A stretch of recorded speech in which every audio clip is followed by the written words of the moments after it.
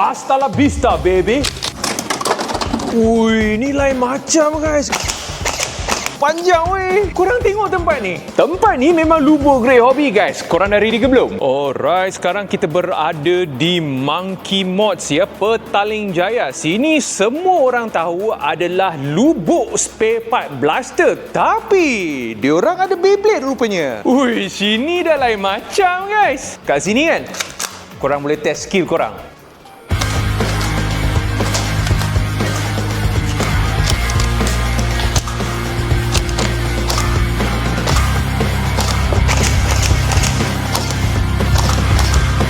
Ni tadi aku dah tanya diorang, buat masa sekarang free lah. Lain kali aku tak pasti ya. Cuba tengok diorang punya koleksi silinder blaster, gear besi semua.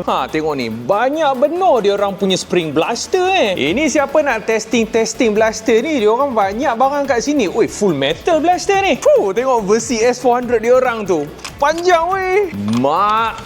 Yang ni pun lagi satu. Ui, ni lain macam guys. Kat sini ada track weh. Aku dengar cerita kalau korang nak main kat sini free weh. Korang tengok lawa tak kereta ni? Aku baru je nak test kereta aku, bateri aku dah habis. Kalau korang nak cari barang Tamiya, diorang ada juga kat sini. Ni dah jadi lubuk hobi yang lain macam Kereta Tamiya pun diorang dah ada Siapa nak cari yang barang span tapi high power?